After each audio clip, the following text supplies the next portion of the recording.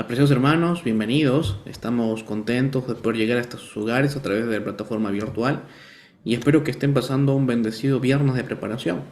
Hoy quiero tomarme unos minutos para meditar en un fragmento de la palabra de Dios que creo que es bastante importante como los otros temas que hemos tocado y queremos antes de ingresar al tema tener una palabra de oración. Así que permítanme inclinar nuestros rostros para orar. Mi buen Dios, mi buen Padre, Señor, alabado y glorificado sea su santísimo nombre. Buen Dios, usted que desde el cielo gobierna la solemnidad de los ángeles y también, Señor, todos los mundos que no han conocido pecado y que desde el cielo aún, Señor Padre, usted puede contemplar nuestras obras, nuestros hechos y acciones. Queremos en esta tarde, Señor, elevar nuestro corazón a usted para que pueda refinarnos en esta hora antes de ingresar a horas sagradas. Permita, Señor, ser instruidos por tu Espíritu Santo y que, amado Dios, la palabra que vayamos a estudiar sea de gran provecho para nosotros. Oramos en el nombre sagrado de Jesús. Amén. El libro de Apocalipsis, el capítulo 14, versos del 6 al 7, lo que está relatando es el mensaje de los tres ángeles, principalmente el mensaje del primer ángel. Si hay algo que para mí resulta de gran importancia para este tiempo, siguiendo los consejos de la pluma inspirada, es que hay una verdad distintiva que hoy recae sobre los hombros de la iglesia. Y esa verdad distintiva es la predicación del Evangelio eterno. Y en el primer epílogo, la primera introducción que Juan escribe antes de empezar a relatar el mensaje de los tres ángeles, él introduce este asunto de manera directa y menciona que hay un mensaje distintivo para este tiempo. Noten lo que dice Apocalipsis 14, versos del 6 al 7. Esta vez no les colocaré el texto en la pantalla, pero sí vamos a leer lo que dice la palabra de Dios. Noten lo que dice el texto. Vi volar por en medio del cielo a otro ángel que tenía el Evangelio eterno. Dicho sea de paso, esta es la primera vez que Juan utiliza la palabra Evangelio aquí en Apocalipsis. En otras veces lo ha utilizado de diferentes maneras, la palabra de Dios, las noticias del cielo, pero aquí utiliza el verbo Evangelio eterno, que dice que debe ser predicado a los moradores de la tierra, a toda nación, tribu, lengua y pueblo. Ahora, permítanme comentar algunas cuestiones previas antes de ir a este apartado del Evangelio eterno. Y la primera cosa que quiero comentarles es que en el mensaje que estamos leyendo ahora mismo, la Biblia nos menciona de que este mensaje obviamente viene del cielo, porque Juan está viendo un ángel descender del cielo con un evangelio, con un librillo, ¿no?, en las manos, con el propósito uno de ser predicado. Ahora, este mensaje es un mensaje divino. El evangelio siempre representa buenas noticias, eterno porque refleja el hacedor de este evangelio.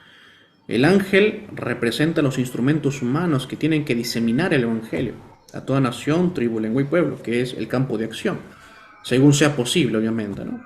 Luego el evangelio empieza a describir los tres imperativos, ¿no? Temed a Dios, dadle gloria y adorad a aquel que hizo el cielo, la mar, el tierra y la fuente de las aguas, ¿no? Ahora, es importante destacar, hermanos, que este mensaje ha sido diseñado por el Padre, el Hijo en los siglos de la eternidad. También es importante decir de que ha sido revelado por primera vez a Adán y a Eva cuando ellos pecaron, o diciéndolo de otra manera, cuando entró el pecado a esta tierra.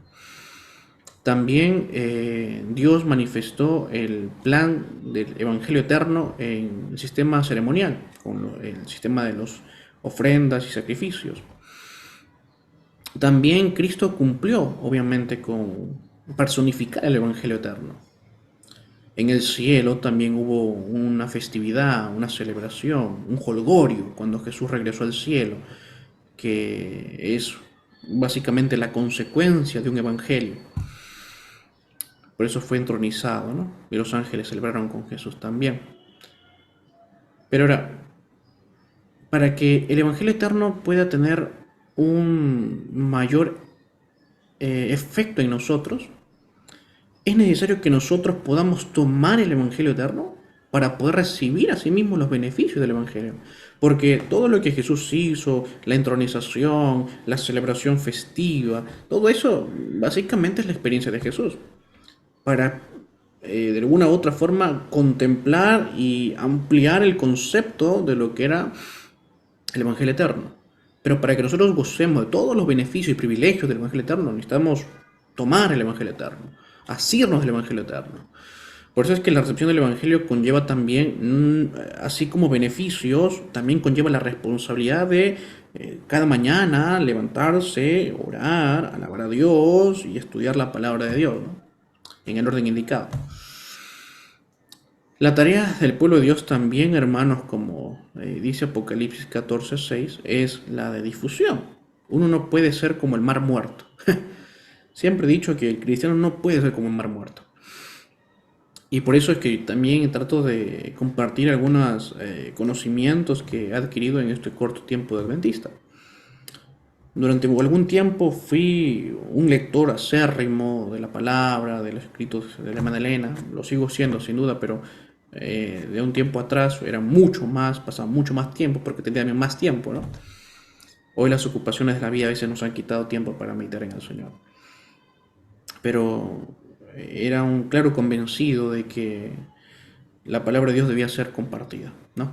Por eso es que también trato de hacer los materiales para que ustedes puedan conocer un poco también de la verdad presente. Así que la tarea de nosotros es obviamente de predicar este evangelio en todo el mundo. La iglesia adventista ha tratado de impactar en la humanidad este evangelio. Y debe usted saber de que este evangelio va a ser el gran tópico para la salvación, ¿no? Si usted tiene el evangelio eterno, se salvará. Si usted no tiene y vive el evangelio eterno, se perderá. Entonces, obviamente, tiene mucho que ver con el plan de la salvación. Pero a todo esto usted dirá, bueno, Jean-Pierre, pero estamos hablando de evangelio eterno. Usted ya nos dijo que el evangelio es la buena noticia y eterno refleja el Hacedor y que es un mensaje de salvación que se estudiará por los siglos de la eternidad. Pero, ¿cómo podemos más conocer el evangelio eterno? Ahora, permítanme comentar algo antes de ello. Jesús tenía que cumplir una doble tarea para redimir ese gran fiasco del ser humano. Primero, según nos narra la Escritura, tenía que ser un cordero sin mancha, es decir, vivir una vida sin pecado, tejer un manto de justicia para que nosotros podamos tomar su experiencia, su vida cristiana en nosotros. Y luego tenía que tomar sobre sí la culpa de todos los seres humanos y así, consecuentemente, sufrir la muerte de pecado, ¿no? Como antes se hacía en el sistema ceremonial, ¿no? Yo iba y ponía las manos sobre el cordero y luego era muerto el cordero, ¿no? Entonces necesitaba una muerte para redimir los pecados. Por ejemplo, si ustedes notan el libro de Primera de Pedro, el capítulo 1, versos 18 al 20, noten lo que dice el texto. Sabiendo pues que fuisteis rescatados de vuestra vana manera de vivir. Obviamente, la experiencia que hoy nosotros tenemos en la vida religiosa no es la misma que tuvimos antes de conocer a Cristo. Yo hoy, después de 15, 16 años de adventismo, y después de una lúgubre etapa también, puedo decir, caramba, el Jean-Pierre que era en el mundo, hoy veo que ha mejorado, ha sido transformado y sigue siendo transformado.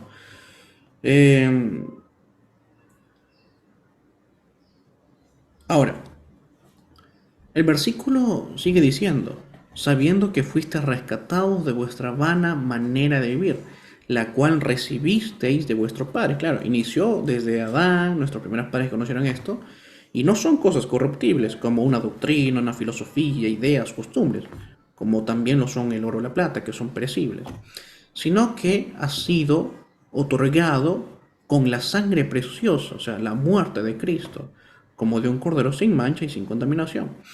¿Cuál es la diferencia entre Jesús y nosotros? Jesús vino a esta tierra con una naturaleza pecaminosa, vino a vivir una experiencia humana aquí. La gran diferencia es que la vinculación que Jesús tuvo con su Padre era tan perfecta que casi era Dios estando en la tierra, al estar tan junto a Dios. Ahora, esa es la promesa que se le hace al creyente, que si nosotros nos acercamos cada vez más a Jesús, seremos como Jesús era. Por eso es que Joel 2 habla de milagros, visiones y poder, Espíritu Santo, manifestación. Claro, Jesús tenía esa manifestación, casi era Dios estando en la tierra. No que lo era, tenía una personificación humana, pero era tan estrecho a su Padre que podía reflejarlo tan vívidamente, ¿no? un cordero sin mancha, sin pecado. Por eso es que cuando él murió, su cuerpo no sufrió el proceso de la descompensación y la putrefacción comúnmente, ¿no? Porque no había pecado en el cuerpo. Bueno, luego dice el verso 20, ya destinado desde antes de la fundación del mundo, pero manifestado en los postreros tiempos por amor de vosotros. Claro, el mensaje en mayor énfasis se da para los postreros tiempos. Que aunque desde el tiempo de Jesús se hablaba de la gran salvación a través del Cordero, que era Cristo, este mensaje puede decirse, cabe de mejor manera en este tiempo, en los postreros tiempos. Pero es un mensaje que se ha dado desde la concepción, desde la fundación del mundo. Qué interesante. También el libro de Romanos, capítulo 16, verso 25 al 27, nos menciona que el Evangelio ha sido diseñado en los siglos de la eternidad y que se ha mantenido oculto, ¿no? Hasta que fue ya necesaria su implementación, por decirlo de alguna manera.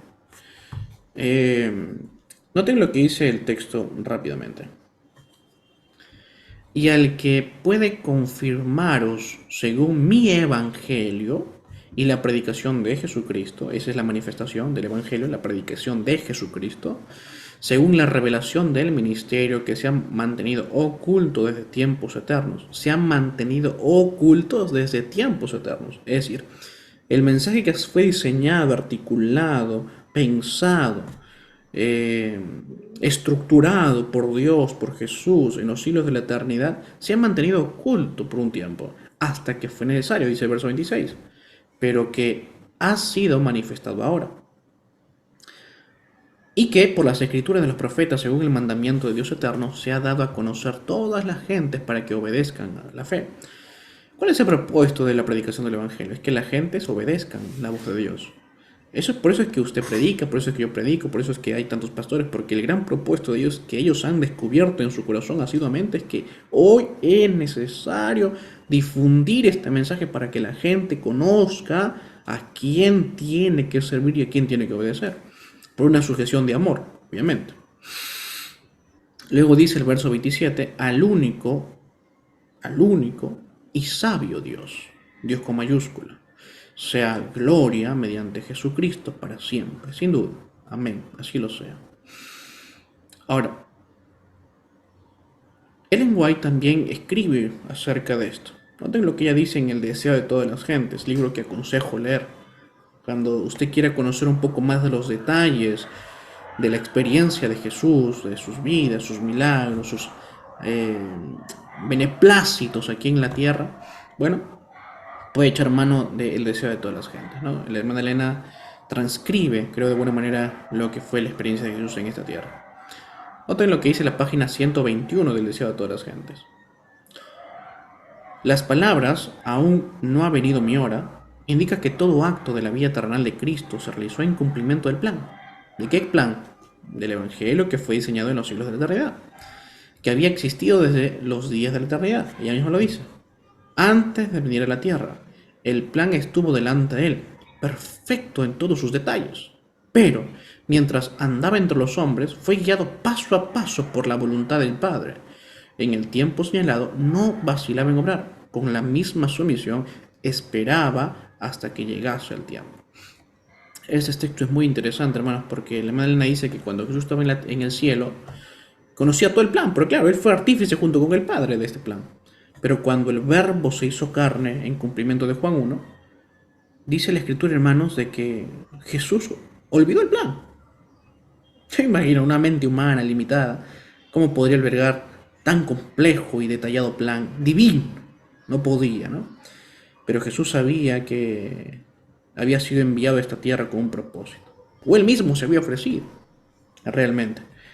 Y entendiendo su plan, entendiendo su propósito, día tras día mantenía una comunión asidua con el Padre, y es por eso que iba siendo guiado por el Espíritu paso a paso. Ahora, como bien he referido hace un momento, el Evangelio fue predicado en primera persona para Adán y Eva, una vez que ellos salieron de las manos del Hacedor y cuando realmente pecaron y transgredieron. Ya hace unas semanas atrás había explicado acerca del manto que cubría, ¿no?, a Adán y a Eva. también se dice que Dios está cubierto por ese manto, ¿no? Ya la semana pasada o antepasada habíamos leído Salmo 104, verso 1 y 2, que habla acerca que Dios se viste con luz, ¿no? Como de vestidura. Que eso es símbolo, según Isaías 61:10, de la perfecta justicia de Dios. El manto de justicia me rodeó, dice Isaías, ¿no? Tiene relación manto con justicia con la luz que cubre al Señor. Por eso es que cuando Adán y Eva salieron de las manos del Señor tuvieron esas ropas de gloria, de luz, que era reflejo del manto de justicia, su sujeción y obediencia que tenían ante el Padre. Ahora, Adán y Eva estaban cubiertos de ese manto de luz porque habían hace muy poco salido de las manos del Hacedor. Noten lo que dice Patriarcas y Profetas respecto de eso. La pareja sin pecado no estaba vestida con mantos artificiales.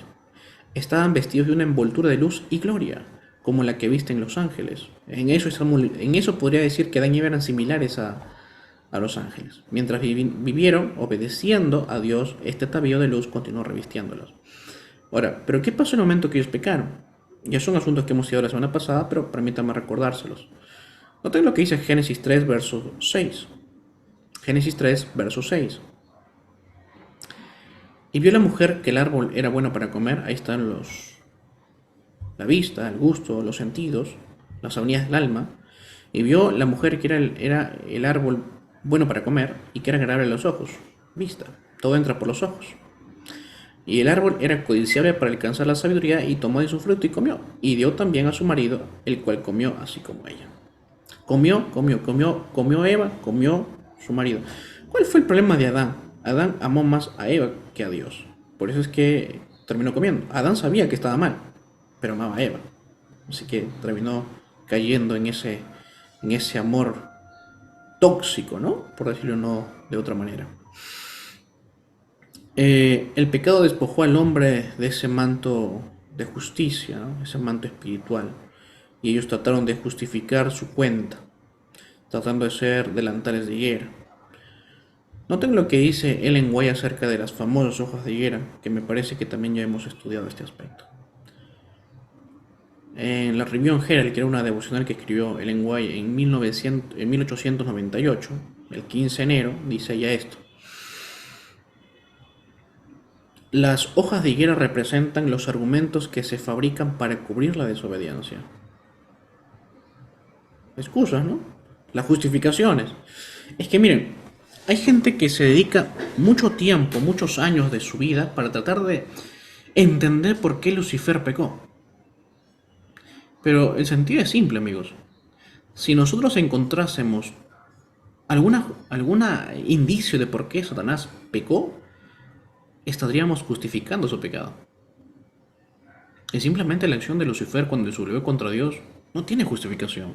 Es pecado. Y como tal, se debe de apropiar. El asunto es que el ser humano dice, no, pero ¿por qué si es un ser perfecto? Eso no importa. Lo importante es que desobedeció y pagamos hasta el día de hoy las cuitas de Lucifer. Cuando el Señor atrae la atención de los hombres y las mujeres a la verdad, entonces comienza la fabricación de los mantos de la higuera para cubrir la vergüenza de su desnudez.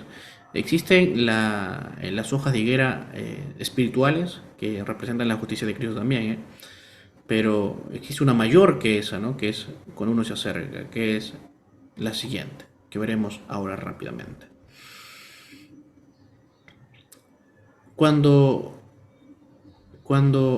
Adán y Eva pecan, ellos ya sabían que estaban casi condenados a morir, ¿no? Necesitaban de una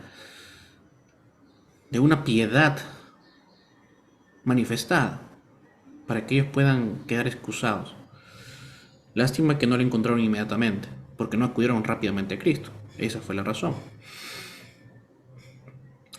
Adán y Eva estaban revoloteando en el jardín del Edén, ¿no? Buscando delantales para cubrir la vergüenza de su desnudez. Trataron esos delantales humanizados, eran la justificación humana, ¿no? Señor, es que yo pequé porque me diste la mujer. Eva, Señor, yo pequé porque tú creaste la serpiente. Y la serpiente no podía decir nada porque Satanás lo había abandonado ya, ¿no? Por eso no hablaba ya. Pero esa expresión de Adán y Eva decir, Señor, la mujer que tú creaste, no, Señor, la serpiente que tú creaste, No era una conjetura contra la persona ni contra el animal, ¿eh? Le estaba diciendo a Adán, Señor, la mujer que tú creaste. O sea, Adán le estaba diciendo a su propio creador, Señor, yo pequé porque tú creaste. O sea, el responsable de su pecado era Dios. El pecado sí que es atrevido, ¿no? Pero bueno, ¿cómo se manifiesta el hecho del Evangelio? Esta buena noticia de que a pesar de que tú has caído, tienes una opción nueva. He aquí todo se hace nuevo. Que aunque no aparece literalmente, hay un paralelo profético que nos ayuda a ampliar el concepto profético y el concepto bíblico. Noten lo que dice Génesis 3, verso 21, pasaje muy interesante que a mí me gusta siempre comentarla, ¿no? Dice el texto, y Jehová Dios, Génesis 3, 21, y Jehová Dios hizo al hombre y a su mujer túnicas de pieles y los vistió. Y Jehová Dios hizo. En la primera parte se ve al hombre haciendo túnicas de hojas, ¿no? Delantal de higuera. Pero ahora Dios les va a dar la solución a su verdadero problema. Porque la higuera se iba a marchitar con el tiempo, se iba a aquietar, el aire podía romper las hojas. Eso es lo que hace la doctrina humana, ¿no? Tú crees que estás bien recubierto tras tus argumentos y tus justificaciones humanas, hasta que viene un gran tempestad que te hace dar cuenta que realmente sigue de nuevo. Tiene que venir alguien mayor o similar a ti, que es Cristo, para vestirte. La pregunta es que yo siempre me hacía cuando niño era ¿por qué dice la Biblia y Jehová Dios hizo al hombre túnicas de pieles y los vistió? Si en ese tiempo no había tiendas, decía yo, ¿no? No podían ir a comprar tiendas, no podían ir a comprar ropas. Pero noten lo que dice Ellen White en The Bible Echo. El mismo instante en que Adán cedió a la tentación de Satanás e hizo lo que Dios le había mandado que no hiciera, Cristo, el Hijo de Dios, se interpuso entre los vivos y los muertos y dijo, que caiga el castigo sobre mí, yo tomaré el lugar del hombre, dadle otra oportunidad. La transgresión colocó a todo el mundo bajo pena de muerte, pero en el cielo se escuchó una voz, he hallado un rescate. Solo el que creó a Adán y a Eva podía ofrecerse a morir por todos aquellos que había creado. Por eso es que Jesús creó a los seres humanos y si ellos transgredieron, quebrantaron, el único responsable que podía cubrir y curar el mal creado por sus criaturas era él mismo. Por eso es que él tuvo que abandonar sus lugares celestes, el cielo. Noten lo que dice Juan 1, texto muy conocido. Vamos a leer Juan 1, 1 al 3 y nos vamos a saltar al verso 14, ¿ok? Noten lo que dice el texto. En el principio era el verbo, y el verbo era con Dios, y el verbo era Dios. Este era en el principio con Dios, y todas las cosas por él fueron hechas. Este es Jesús. Por medio de él todas las cosas son hechas. ¿Y por qué decimos que es Jesús? Por lo que luego dice el verso 14, ¿ok? Noten. Y sin él nada de lo que ha sido hecho fue hecho. Y el verso 14 dice, y el verbo fue hecho carne y habitó entre nosotros. Dios el Padre no ha descendido a nosotros, el Espíritu Santo no ha descendido en forma de carne. La única persona que se ha hecho carne es Dios, ¿no? Dios el Hijo. Es decir, el Evangelio como tal, en sombras del Antiguo Testamento, tiene su mayor cumplimiento cuando Jesús se personifica en esta tierra. Pero para llegar a ese momento, Jesús había con Adán y Eva instaurado un sistema, yo llamo esto el sistema ceremonial en miniatura, ¿no? Porque hay un sacrificio de dos corderos, uno para Adán y otro para Eva. Dios, Cristo, les viste al cordero y les pone las vestiduras al cordero. Ahora, obviamente que la hermana Elena dice de que Adán comprendió la magnitud de su pecado cuando vio cómo se degollaba el cordero, cuando él tuvo que degollar el cordero, cómo la sangre brotaba del cordero, y cuando él entendió a quién realmente estaba personificando ese cordero. Jesús le dijo a Adán, hijito, el pecado que tú has cometido, la desobediencia que tú has cometido, generará en buena cuenta de que este cordero sea sacrificado de aquí hasta el momento en que yo tenga que venir a esta tierra. El cordero que tú estás matando soy yo mismo. La única forma que tú se salves es que mates a tu creador. Y en ese momento Adán soltó el cuchillo y estuvo impactado por la noticia que había recibido. Pero era eso o seguir muerto espiritualmente. Y ya Jesús había explicado la magnitud de lo que esto significaba.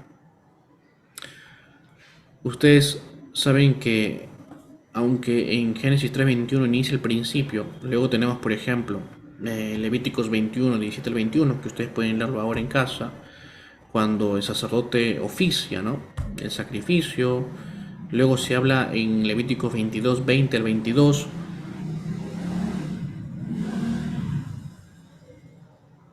de que la víctima pascual tenía que ser sin defecto, en símbolo de lo que vendría a ser Cristo, sin defecto. ¿Por qué no tendría defecto? Porque vendría a cumplir toda la ley conforme Dios lo había mandado. En el libro de Hebreos capítulo 10 verso 4 se nos dice de que ya la sangre de machos cabrillos ni de toros son las que redimen los pecados. Ya no tienen eficacia, porque hoy Cristo ha muerto para suplantar y reemplazar y anular también todo el sistema sacrificial. La pregunta es cómo se cumple la promesa de que con Cristo hoy tendremos una vida mejor. Una vez que Cristo vino a esta tierra y vino a tejer un manto de justicia para todos, no solamente para Adán y Eva, porque mucha gente puede pensar, para Adán y Eva Jesús tejió ese manto de justicia. No, no, no, lo hizo para toda la humanidad, para todo nuestro planeta, para toda carne que está contaminada por el pecado, siempre y cuando Jesús sea su máximo referente.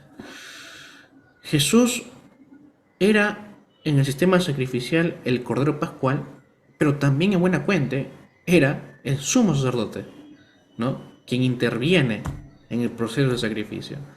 Hoy nosotros tenemos nuestro sumo sacerdote en el cielo. Y nuestro sumo sacerdote ha sido uno que ha sido tentado en todo. Noten lo que dice Hebreos 4:15. Porque no tenemos un sumo sacerdote que no puede compadecerse de nuestras debilidades, sino uno que fue tentado en todo, según nuestra semejanza, pero sin pecado. Sumo sacerdote Jesús, al igual que en el pasado el sacerdocio era puro, limpio y perfecto, hoy Jesús está siendo sumo sacerdote en el cielo, interviniendo, intercediendo por nosotros, dando las cosas necesarias para subsistir la vida cristiana, pero también siendo abogado en el gran juicio. El libro de Hebreos capítulo 7 verso 26 dice: porque tal sumo sacerdote nos conviene, santo, inocente y sin mancha, apartado de los pecadores y hecho más sublime que los cielos. Queridos hermanos, Jesús fue la víctima sin mancha. Jesús fue el cordero sin mancha. Jesús fue también hoy el sacerdote sin mancha. Jesús tuvo que pagar el precio que nosotros le debemos a la ley, porque el pecado es la transgresión de la ley. Y constantemente nosotros pecamos. Pero como Cristo ya murió y como Cristo ya cubrió a Adán y Eva con las vestiduras de cordero, hoy nosotros podemos decir, ok, el hombre pecó.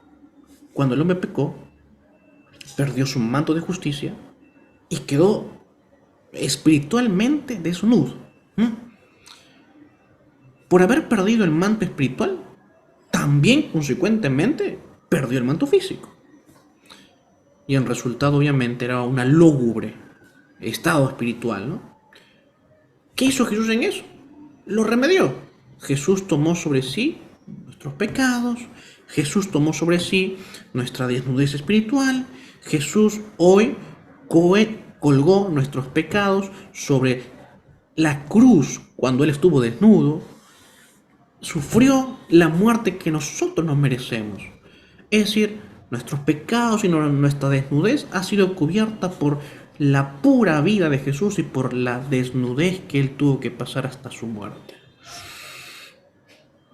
Los soldados, cuando le quitaron a Jesús el hermoso manto blanco sin costura y quedó completamente desnudo, se quedaron asombrados porque uno de ellos al menos reconoció de que ese realmente era el Hijo de Dios. Veamos un poco de ese escenario. El libro de Juan, capítulo 19, versos 23 y 24. Note. Cuando los soldados hubieron crucificado a Jesús, tomaron sus vestidos e hicieron 4 partes, una para cada soldado. Tomaron también su túnica la cual era sin costura, de un solo tejido de arriba abajo. Eso es señal de perfección. Entonces dijeron entre sí, no la partamos, sino echemos suerte sobre ella para ver de quién será. Esto fue para que se cumpliese la escritura, repartieron entre sí mis vestidos y sobre mi ropa echaron suertes, y así lo hicieron los soldados. Cumplieron la que la escritura había dicho. Gálatas 3:3 se menciona que Cristo nos ha redimido de la maldición de la ley. Ahora, alguien puede decir, hermano, entonces la ley nos trae maldición. No, la ley es una exigencia viva. ¿Mm? Es como un inquisidor, es un acreedor más, la ley. La ley te dice, tú tienes que obedecerme, si no me obedeces tienes que pagarme. La pregunta es, ¿cómo se paga la desobediencia? Con muerte. Pero Cristo ya pagó ese precio. Ese es el Evangelio eterno. Cristo, aunque el plan fue hecho desde la eternidad, Cristo sigue dando los efectos de la salvación hoy, 2023, el 1 de septiembre. Además, nos dice el texto, hecho por nosotros maldición. Porque para que nosotros tengamos el beneficio del Evangelio eterno, alguien tuvo que pagar el precio de la maldición. Alguien tuvo que pagar en su vida todo el azotar del pecado. Como dice el texto, maldito sea el que es colgado de un madero. Ustedes saben de que el gran precio del pecado, el gran precio del pecado es la muerte. Y el gran precio para el delincuente avesado en el tiempo de Jesús era la cruz. Las dos máximas penas. Si tú eres un pecador, mereces morir. En el tiempo de Jesús, si eres un delincuente vil, mereces morir. Pero Cristo no había cometido un delito alguno, pero sabía a qué tenía que haber venido. Y tenía que morir para salvar a uno. Lo iba a hacer. Jesús obviamente no pecó. Se mantuvo firme hasta el final. Y quiero terminar esta meditación de la siguiente manera. Cuando Jesús venció, porque la Biblia dice que venció Jesús la muerte y venció también el pecado. Hubo un grande gozo triunfal cuando Jesús resucitó, y aún más cuando Jesús llegó al cielo. Hubo una fiesta, hermanos, en el cielo, una fiesta linda. Cristo llegó como el galardón de la salvación. Noten lo que dice Apocalipsis 5, 11 y 12. Dice, y miré y oí la voz de muchos ángeles alrededor del trono, y de los seres vivientes, y de los ancianos, y su número era millones de millones. Bueno, ustedes saben que en el idioma hebreo o arameo o griego no existía el número millón, pero esto ya es una transliteración de los traductores bíblicos, ¿no? Dice que decían a gran voz, el Cordero de Dios que fue inmolado es digno de tomar el poder, la riqueza, la sabiduría, la fortaleza, la honra, la gloria y la alabanza. Qué lindo, hermanos. Los ángeles celebraban y mantenían en su vívida mente esa gran entrega de Cristo. Y admiraban y admiran hoy en el cielo los ángeles a Jesús. Ven las marcas de su muerte. Ven los vestigios de la salvación. Y cada que lo ven dicen, el Cordero que fue inmolado es digno de tomar el poder, las riquezas, la sabiduría, la fortaleza, la honra y la gloria y la alabanza sean para Él por los siglos de los siglos. Amén. Hermanos, hoy Jesús nos invita. Hoy Jesús nos invita a tomar ese sacrificio que Él ha hecho por nosotros. Yo siempre he tratado de pensar de que la vida cristiana es como que existe en la vida un gran deudor y que no sabe qué hacer. Va a todos lados buscando cómo solucionar el problema de sus deudas. Luego viene un jeque árabe, ¿no? De allá, de Asia. Y dice, bueno, en el Perú, bueno, voy a dar todas mis riquezas para que aquí en el Perú no exista ningún pobre. Pregunto yo, ¿En ese momento deja el Perú de ser pobre? No, es una promesa. El rico dijo que iba a darlo. Lo dio. Pero él dice, para que ustedes dejen de ser pobres, necesito que vengan y tomen de mi dinero. Para que dejen de ser pobres. Si yo no voy hasta el rico, sigo siendo pobre. En esta ficción, obviamente, ¿no? En esta ilustración. Pero cuando el deudor va hacia el rico y toma su riqueza y paga sus deudas y toma más dinero para hacerse rico él, ¿se vuelve rico? Claro, porque tomó de los beneficios de la riqueza del gran jeque árabe. Igual es con Dios, hermanos. Igual es con Cristo. Cristo es el hombre más rico del mundo, de la historia de la humanidad, de toda la creación. Y te dice, ¿quieres ser rico de verdad? Bueno, si tú vienes a mí, vas a ser rico. Yo voy a cubrir toda deuda que tú tengas. La primera, la deuda con el pecado. Yo tengo aquí en el cielo unos grandes y abismales fuentes de gracia, inacabable. Lo único que tú tienes que hacer para que tus pecados te sean perdonados y que realmente seas rico es venir a mí y tomar de mi riqueza. Eso es Evangelio eterno, hermanos. Que en Cristo hoy está con los brazos abiertos, invitándonos a ir a Él, para que tomemos de Él las riquezas que Él ha hecho por nosotros, sufriendo la bofetada y el rechazo del mundo. Pero lo ha hecho todo por amor de ti y por amor a mí. Queridos hermanos, que Dios nos bendiga y que sigamos pasando un bendecido sábado. Vamos a orar. Mi buen Dios, mi buen Padre, Señor que mora en el alto cielo, gracias Señor por habernos enseñado una vez más la riqueza del Evangelio eterno.